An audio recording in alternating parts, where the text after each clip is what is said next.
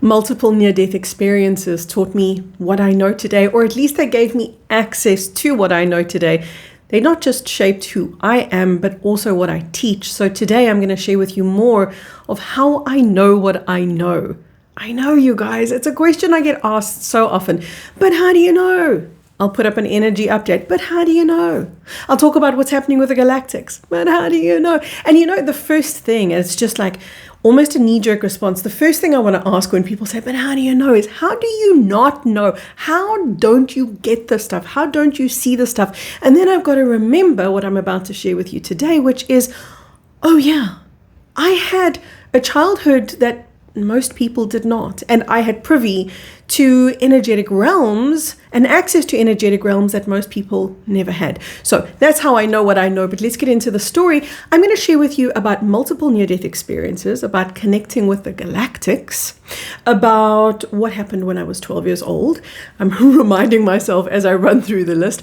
I'm going to talk to you about the last NDE that I had. The last NDE that I had revealed the most. It showed me the most, and I'm quite excited to share that with you today. Look at what's going on in the background, you guys. Maybe, I don't know if you can see it. Yeah, you can probably see a bit of that. It's gray, it's winter rain. It is just a blustering day.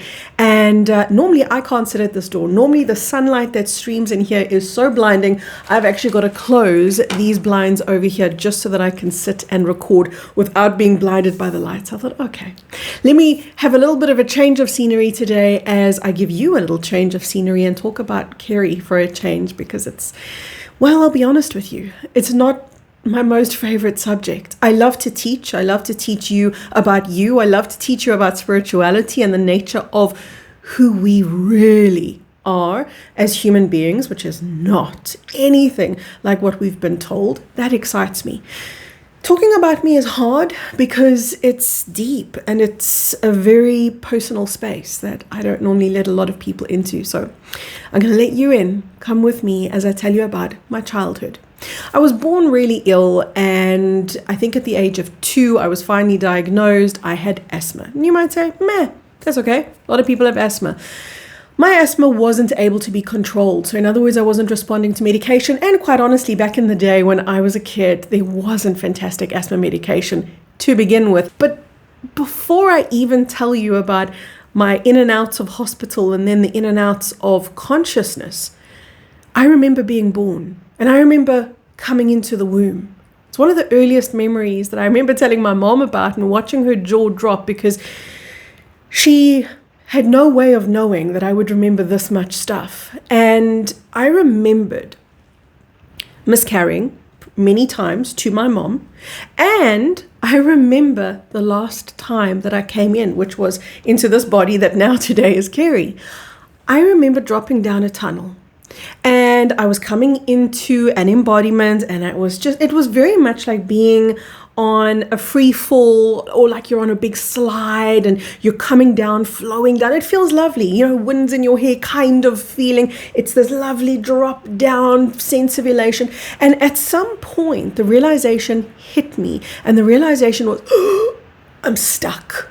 I can't get out. And I became extremely claustrophobic, and I felt so panic-stricken because I realized that I was in this womb without an exit point. I realized that my plans to exit were not going to be made available to me because I had done this multiple times before, in multiple mothers before. So I was a bit of a pro. I was a bit of an expert in and outer. I'm sharing this with you in case you've had a miscarriage before, because one of the reasons why children come in to a mom to be miscarried is because, at least in my case, I understood that I would come into a specific person, sometimes multiple times, and every time I did, there was a bond, there was a connection, and I would get to leave my soul signature energy with that person who was my mom. I would get to leave an access point, for want of a better way of saying it, an access point to heaven, an open door. And the mother never forgets. The mother never loses that connection to the child that she never bore. And many times that's a reason. And it certainly was what my intention was. But this highlights to you how You can have your intention, but you don't always have privy to your soul's intention. In this instance, I didn't. I thought this was a clear-cut case of come in, go out. Maybe a couple weeks in between, but that was it at best. Almost a feeling like, whew, at least I don't have to incarnate there. Oh, saved by the bell. Well, my soul and my mom's soul obviously were in co-agreement for another plan to play out. And that was because my mom had so many miscarriages, her obstetrician said, let's put a Sharotka stitch in, which is basically a stitch inside the womb that prevents the child from miscarrying. So the door was blocked, basically. The exit was blocked. I couldn't get out. I remember telling my mom about this, not realizing that she'd had previous miscarriages, not realizing that she literally had to stitch me in place to keep the pregnancy there. So that was the initial memory that I was blessed that I could share with my mom. My mom, I must give you a bit of background here, very psychic. She was the psychic daughter of a psychic mother. So she was my mom had this, you would see it in her eyes. She had this amazing, almost like a glassy look. She would look at you, but then through you, and she would start talking like, and you would know she was having a vision, and she would say, I see this and I see that. And the air would change. It wasn't just her facial features, the air would change. So I was blessed to be around somebody who already was crossing over to the other side of the veil. This is important to my story. She was kind of familiar with that place. Now, most people, when they talk about a near-death experience, they talk about, what I said in the beginning, the bright light, maybe the angel, maybe the message. It's a moment for most people. I don't remember specifically the first NDE that I had because there were so many and I was so young. What I do remember is it was like having a dream. Have you ever had a dream and then you dream about it? It's like you wake up and go back to sleep and you carry on the same dream. Have you ever had that? That's what an NDE was like to me. So I would go to hospital. I'd be really sick. I couldn't breathe. I was turning blue. My life was slipping from me. I could feel myself shifting, drifting out of my body. I could feel the infinite space that I was moving into. And then over a period of days, normally I would find myself coming back into embodiments again, which, by the way, was always extremely difficult and extremely unpleasurable and painful because I had to take this infinite awareness of who I was and somehow shove it back into a place where it certainly wasn't going to fit. So this became an ongoing, the way I look at it is it was an ongoing NDE in much the same way that you can have an ongoing dream. It took place over many, many years, starting when I was a toddler, and the last one, I can't remember exactly how old I was, but I was early 20s, and that's the one that I really am excited to tell you about, because that one had messages for humanity that honestly shocked me. Whew, I can feel myself because I'm talking about me. This just hits differently, you guys. This really sits in my heart and sits in my chest. This is stirring a lot of emotions for me. My mom, by the way, passed away fairly recently. And I think talking about my childhood also just brings up so much about my mom and what a pivotal role she played in keeping me alive. Boy, oh boy, that I tell you, if it was any other mom, I would not be here with you guys today. So the illness that I had, unresponsive to treatment, this is how I would go to hospital. My mom would come into my room. I would be ill. I was normally ill for a couple of days. It wasn't just like an overnight thing. It would be bronchitis. Bronchitis would become pneumonia.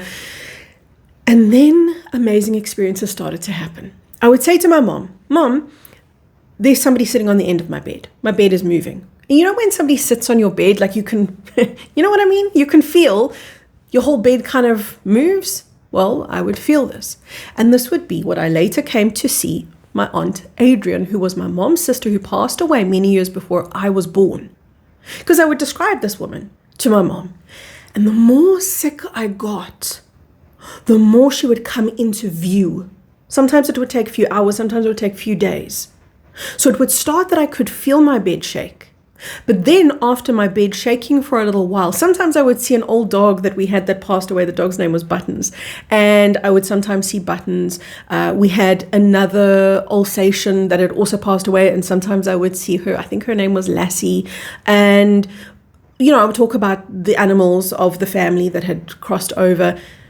But the interesting thing was how the connection to my aunt, who had crossed over, was becoming more solid as my illness progressed.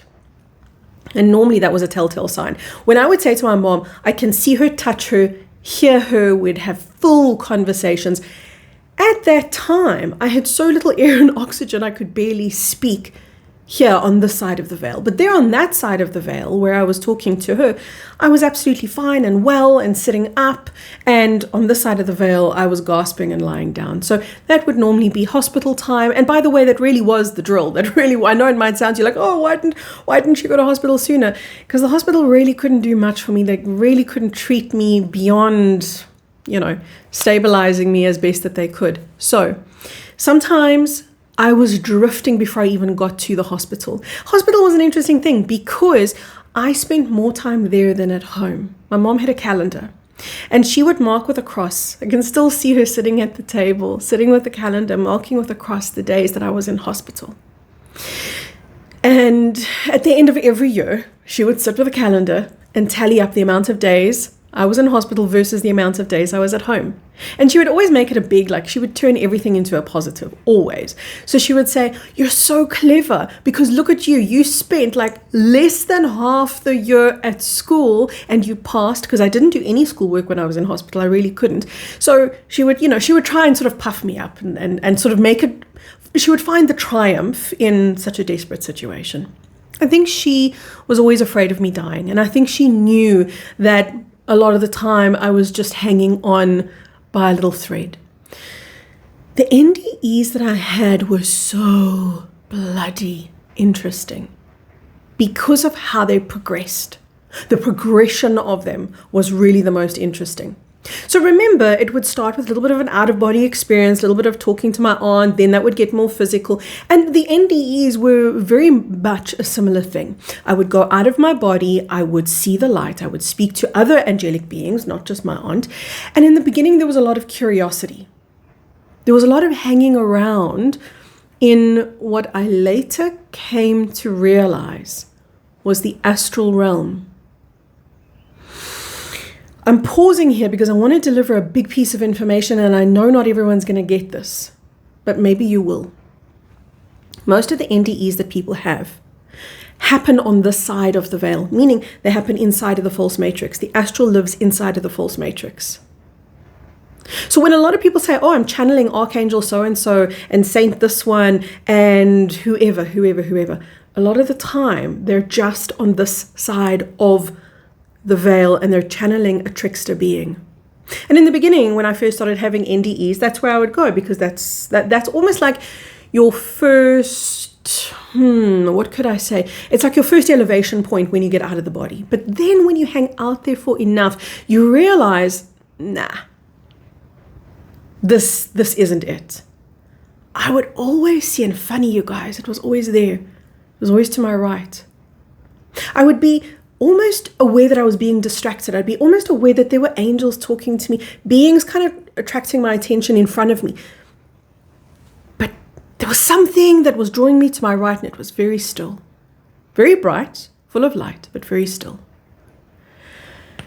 And over the many months and the many years, I began exploring there. Now it gets interesting because now it's progression. Now this isn't just, oh, I died, I saw a light, I got a message. This is, I was crossing over, and as I was having these experiences, I was progressing, I was evolving, I was stepping into higher dimensions and higher dimensional frequency, and that enthralled me. That's why spiritual growth enthralls me so much today. I learned from that vantage point what God is by being in the heart mind of God. Where in the beginning, when I was sitting in the astral realm, I had a million gazillion questions. Nobody could really answer them, but I asked them anyway. And some did answer them, but I was never satisfied with the answers. I always felt that there was more that could have and should have been said, but wasn't. I now understand why, because that's what they were presenting as heaven was never heaven. That was the astral. Beyond the veil, there are no words, nothing. I realized, and this was a difficult thing to come to terms with, I have no words. I have no way to tell you. I can show you energetically, but you would have to be very energetically sensitive to feel it. But I cannot. There are no words. Even the most elaborate, articulate, creative expression would fail miserably. It would be like writing the word heaven on a piece of paper and dropping the piece of paper on the floor. It would be like this flat, two-dimensional experience in comparison to the reality of being in the heart mind of God, where there are no questions. That's the interesting thing. There's no questions. You would never even think to ask a question because you're inside of creation, the heart mind, where creation is actually coming from. You're inside the birthplace of creation. You are literally witnessing galaxies coming into creation, and you're understanding from inside why the universe is and where the universe is and how the universe is and how many universes there are and who God is and who the individual is. I understood things like home. I understood what home was. And eventually being sick for me was, yay, I get to go home, literally, And then I would get well and it would be, now I've got to go to my human home. It was really, really difficult. It always felt quite depressing to leave hospital. It always felt quite depressing to go home, not because I loved the hospital or the hospital environment, but because I loved the experience that I was having and the progression of those experiences. Do you know one of the things that makes me so sad? I often read this in my comment section when I talk about love and letting love in. People say, I don't know what love is. Like, I know the word and I know what I've seen portrayed about love in movies, but I don't know love. Like, I've never had it. I find that so sad because my experience was so much the opposite. And some people could look at my childhood and go, oh God, the poor child, look at her. She's so sick. She can't breathe. She's permanently living on death's door. I never felt that way. I never felt like I was suffering, although I was. I never felt like I was missing out on anything, or, I never felt self-pity. I never felt a victim. And I think that was a lot to do with my mom. I think she always had this positive slant for me, Wow, isn't it amazing? You did 8 days in hospital and now you get to come home, and it didn't matter what happened. There was something amazing about it. There was something, she would find a way to paint a beautiful picture for me, and that was the world that I saw. It was a very normal place. It was an extraordinary but normal place for me. At the age of 12, I had another really interesting experience. This was not an NDE. This was not being sick. This was not being in hospital. It was my first day of school. It was on my birthday, which is on the 8th of January. There you go, guys. Now you know. 8th of January, I'm walking to school for the very first time, my high school. So I was 13 years old. And I'm carrying this god-awful box suitcase, which honestly is no exaggeration. They were the worst. I don't know how. That was child abuse. Letting kids carry these heavy book-laden suitcases that are just awful. Anyway, somehow that is ingrained in my mind. I look down at this box suitcase. I look up and suddenly the clouds are doing something interesting, as if the wind was howling and blowing, yet it was perfectly still. It was summer. Our January is summertime, right? There was no breeze. It was this beautiful, warm summer's morning.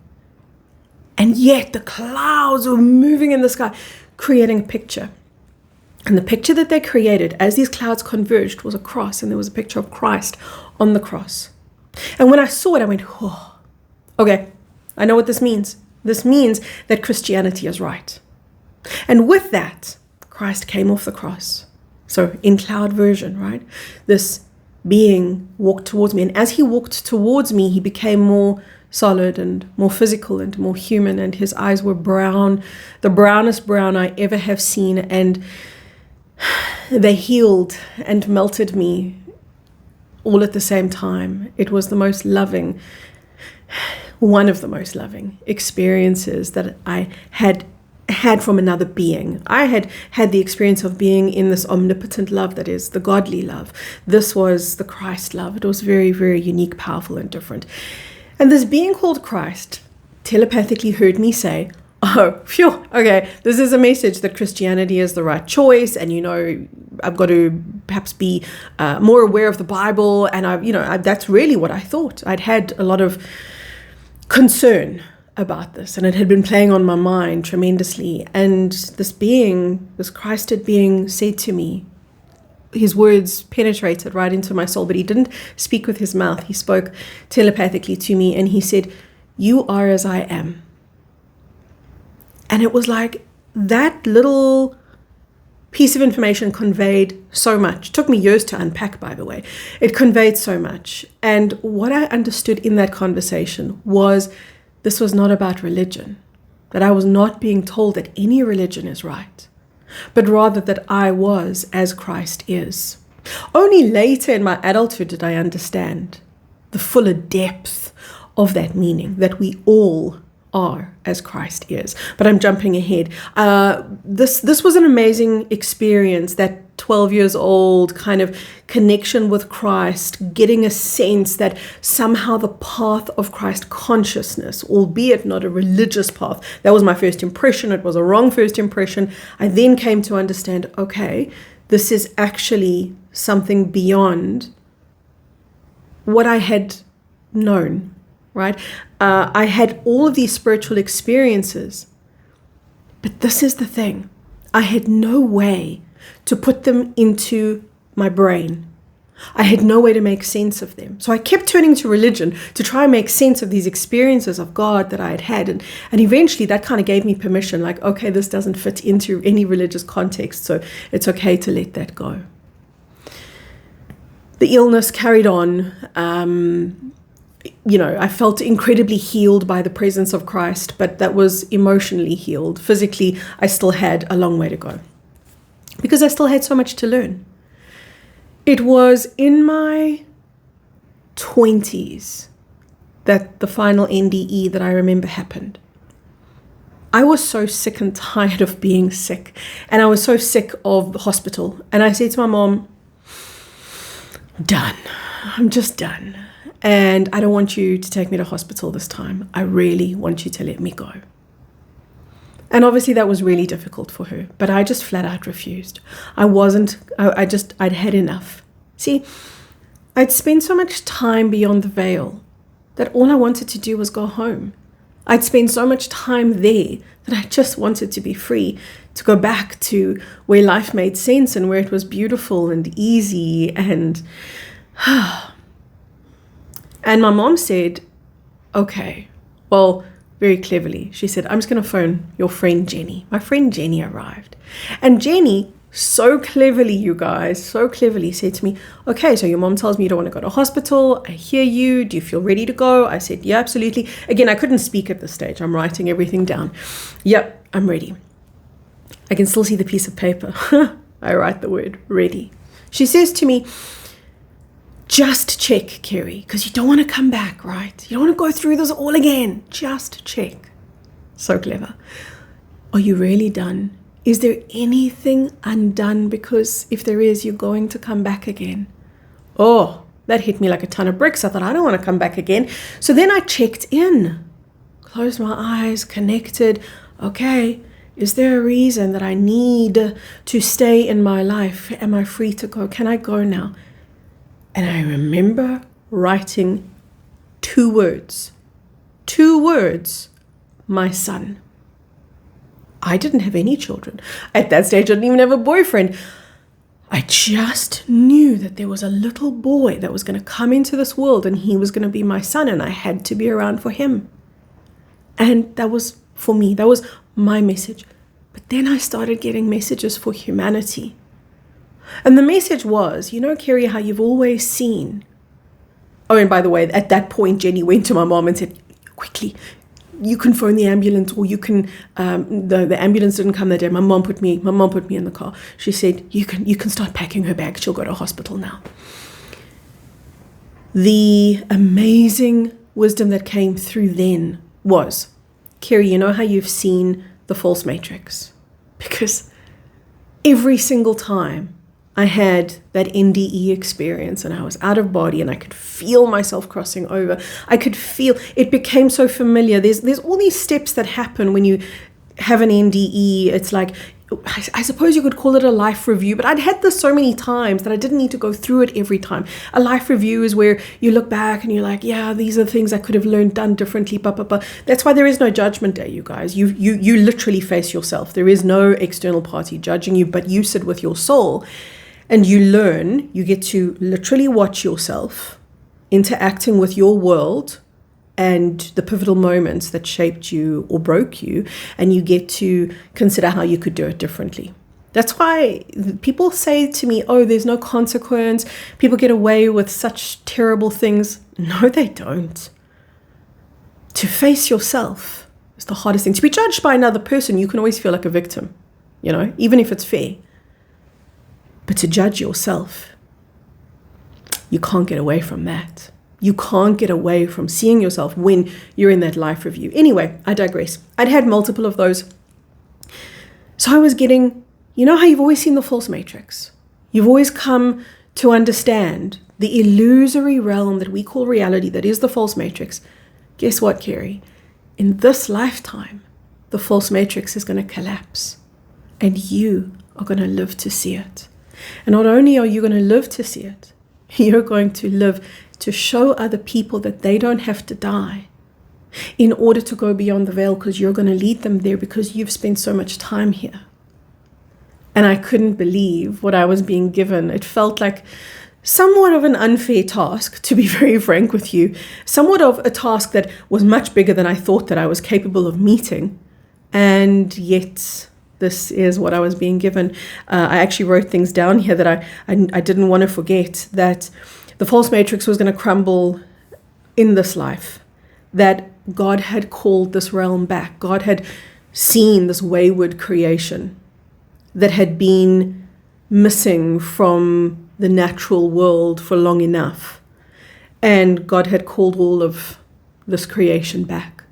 And when God does that, it's as good as done. We just have to basically follow the steps. In other words, play it out. So I understood this is a surefire deal. This is a done thing. But how? I didn't know the how. I didn't know how it was going to be done. I just knew that it was going to be done and that it was now possible. And I saw so much. I saw even the most evil, even the most depraved, because I was very aware. I got the whole inside scoop on the archons that run the false matrix. I had connected with so many galactic beings, reptilian beings. I had connected with all manner of angelic beings. I'd learned about their fall and about how they had risen again. And now I was being shown everything coming back to God. Everything in creation, in this area, this realm, I should say, coming back to God. So that means all of the archons, all of the evil, all who have had nefarious intention, all who've been manipulating. I watched them wake up. I watched them. I could see that there was some kind of cataclysmic event that was going to facilitate this burst out of the false matrix. I now understand that that's the solar flash. I could see the false matrix collapsing. And in that moment, I could see a grand reckoning, and I could see even the most evil realizing that they were only playing a role. Realizing that, of course, I'm light, they would say to themselves. Of course, I'm love. This was just a dream. I could see people waking up from the dream. I could see not just people, but everyone waking up. I could see the complete restoration of Earth, the complete restoration of humanity's heart. Like that meeting when I was 12, Christ looked at me, I was healed emotionally. There was this experience of humanity being healed, but not just emotionally, physically, vibrationally. It was like this mental block got removed from them, which is exactly what the prison of the false matrix is. It's a mental prison. I watched that mental prison come off of humanity. It was the most spectacular thing to recognize and realize that this was going to happen. It was always obvious. When you spend enough time in the heart mind of God, you can see this happening. But I had no idea this could happen in our lifetime. If you would have asked me, when will this happen? I would have said, oh God, maybe 1,000 years. The fact that we're operating at such a quantum level that this happens in this lifetime was mind-blowing. Then Around about now, I'm early 20s-ish, somewhere there. I'm never good with timing, can't remember dates, don't even remember my own wedding anniversary, you guys. So forgive me for being a bit sketchy on time. Roughly in my early 20s, the Galactics came to visit, because that became my next level of healing. The Galactics were a group of non-terrestrial beings, 5D and beyond. My health was getting much, much better now. After that last NDE, when I realized, oh, I actually have to live, humanity is going to shift. They don't have to die to get this. Because I comforted myself with that, with like, oh, it's okay. Everyone's going to die and then they'll see the truth. To realize everyone's going to see the truth while they're still alive and they don't have to die to get this. Monumental. So the Galactics came in and they were just the most frustrating teachers. I couldn't make sense of what they were trying to teach me because they wouldn't teach me a damn thing. But now I get what they were teaching me. They were teaching me how to teach by not teaching me how to be. They were showing me how to be.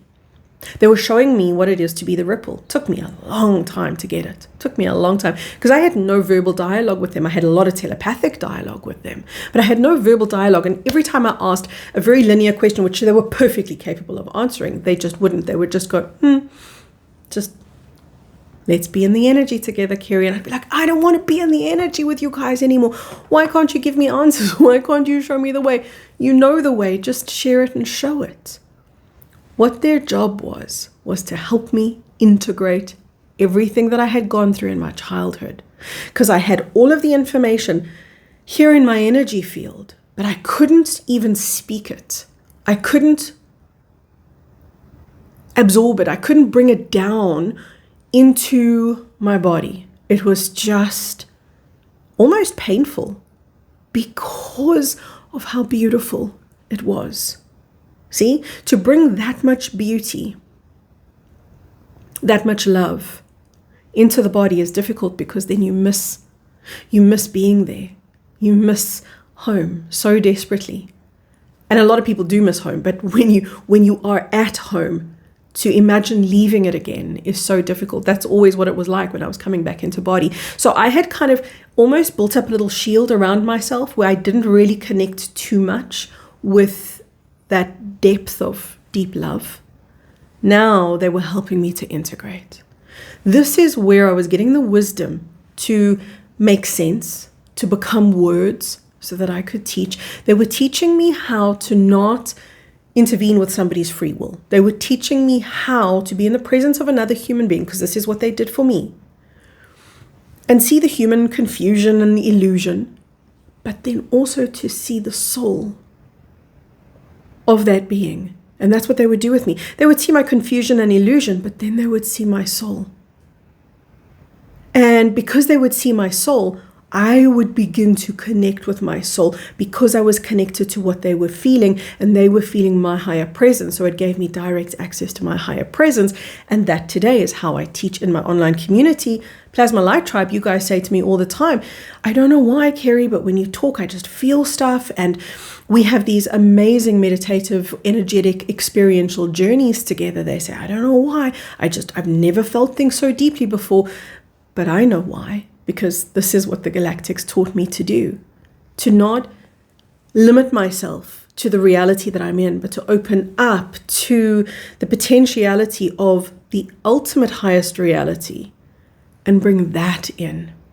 And bring infinity into the present tense and the present time, and begin to alchemize by bringing in everything of light into the darkness. That's what alchemy is. Alchemy is bringing light into the dark and transforming the darkness by the light's presence, not by the light's words. So I understand that my words are the smallest part of my teaching. I understand that my energy is the biggest part of my teaching. Thanks for sitting with me. Thanks for sharing a pretty vulnerable story with me, and just for being a part of the journey of awakening, the journey of homecoming. It's the most enthralling thing to know that I get to show you guys what I saw in my whole childhood, but that you don't have to die to see it. And that I get to stay alive with my children, with my husband, with you guys, and celebrate heaven on earth, because that ultimately is what we're doing. We're bringing not that heaven that sits inside the false matrix that is actually the astral realm. We get to bring in the true cosmic kingdom. We get to bring home back here where it belongs. And that is such a healing point for all of humanity. If you had an NDE, let me know about it in the comments below. And I'd love you to share this with a friend if you feel it's going to help them. From my heart, all the way to yours. So much love, everyone. Bye-bye for now.